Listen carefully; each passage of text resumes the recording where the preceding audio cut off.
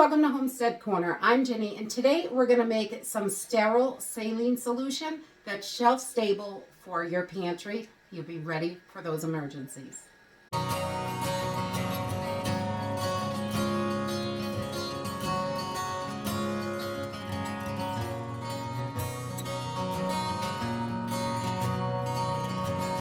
So today we are whipping up some saline solution. I don't know if you've ever bought saline solution, but it is quite expensive, especially if you want like specialty sizes or anything like that. But you can make it for pennies at home. It really costs almost nothing. Saline solution is water and salt. And we are going to put it in the pressure canner today. And so it is sterilized and shelf stable. If you just make saline solution that you want to use right now, you can whip it up with distilled water and salt and it is ready to go. But it only lasts 2 to 7 days depending if anything gets in the water. Once you open it, you want to use this up. So this is my last jar that we had in the pantry. So I want to whip up some more so we have plenty in there for emergencies. Saline solution is so useful. It is just wonderful. You can use it to gargle for a sore throat. You can use it for wound care. I put it in a nebulizer. It really helps moisten up those upper tracts of your lungs, which is great. And there are just so many uses for it. I think saline solution is something that everybody should have in their emergency supplies. And let's jump in. We're going to whip some up. It's just salt and water. It's really easy. Okay, so really saline solution could not be easier. And if you've never canned anything before, this is a great place to start because I don't think you could mess this up. I don't think anybody could. So we just want to make sure our jars are super clean, and you can use any size jar for this. We do it in all different sizes, whatever we have on hand. Today I'm going to do a couple of pints and a couple of quarts just so we have it. And I do like it in different sizes. So the smaller sizes are great for those smaller things. If you're going to put it in a neti pot or a nebulizer, you don't really use that much of it at once. But if you've got a big gash and you're doing wound care with it, then you're going to want a bigger container because you'll have it for a few days so you can keep that flushed out if you have to. So making sure we have sizes that work for us. You can go all the way down to an 8 ounce or even a 4 ounce jar. You're just going to want to cut the salt to the right amount. So I'm going to use coarse sea salt for this. You want to make sure any sea salt should be fine as long as it doesn't have added iodine in it. You don't want to use iodized salt for this. You want to make sure that there's no iodine in there. So we're just going to use sea salt for this. And I have already filled up my jars with distilled water. I use water from my reverse osmosis system, but distilled water works perfect for this as well. So you want to make sure that there's nothing else in there. You want really clean water, and your tap water is just loaded with stuff. It's crazy how much stuff is in there. You'd be surprised if you use a ppm meter. You will just be shocked how much stuff is in there. So on our quart jars, to make this a good solution, that we don't want it too salty, but we want to make sure that it's the right amount. So 2 teaspoons per quart jar, and we're just going to pour these right into our distilled water, and that is all of it. That's all you need for this. And on our pint jars, we're going to put 1 teaspoon, and that's it.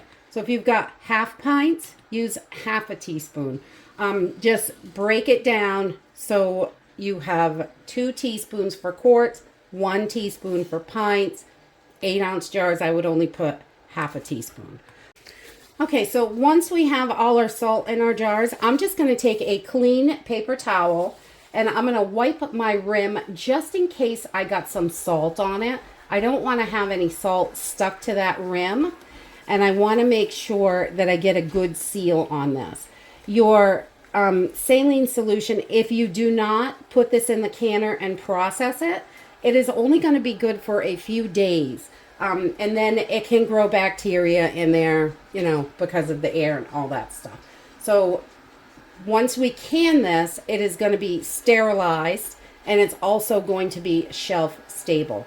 When you buy saline solution from the store, it is usually, I think it's 4 to 7 years, depending on who you buy it from and what they say.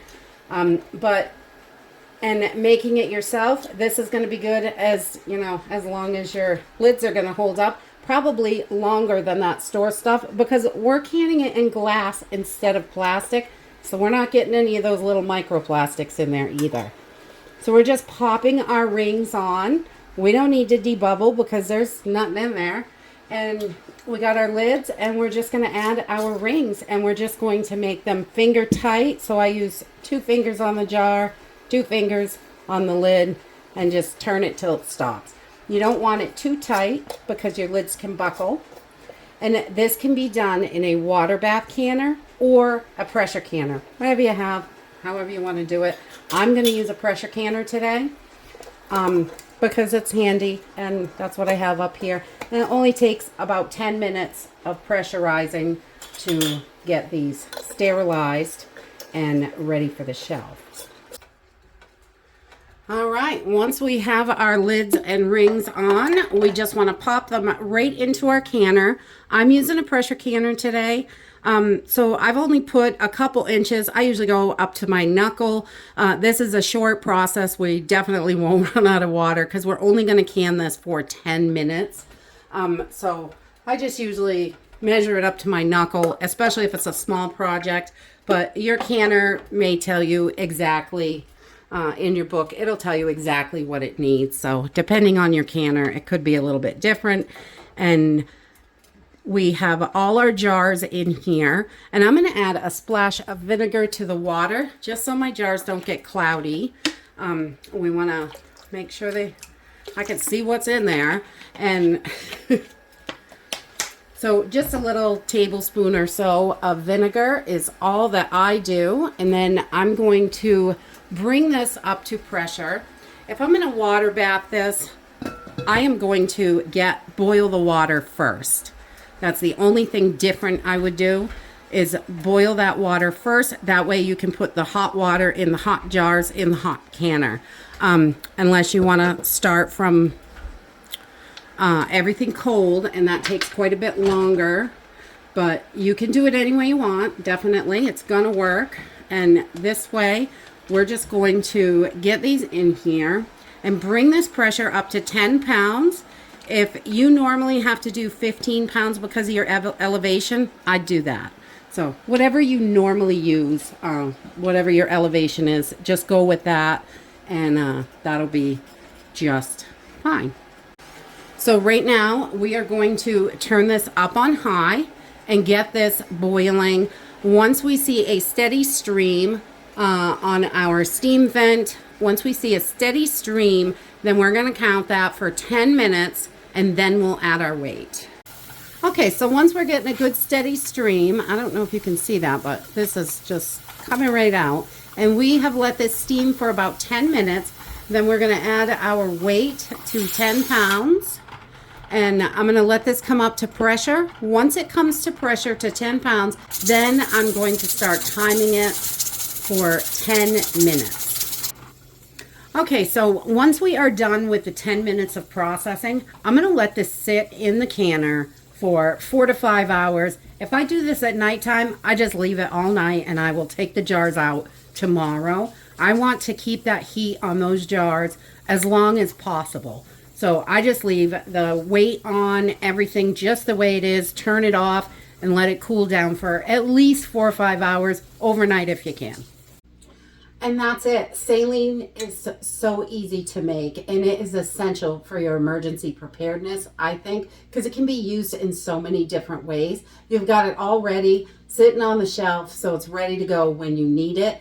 And it's going to last once you process it in a canner. If you water bath can it, you want to make sure you boil them for at least 20 minutes.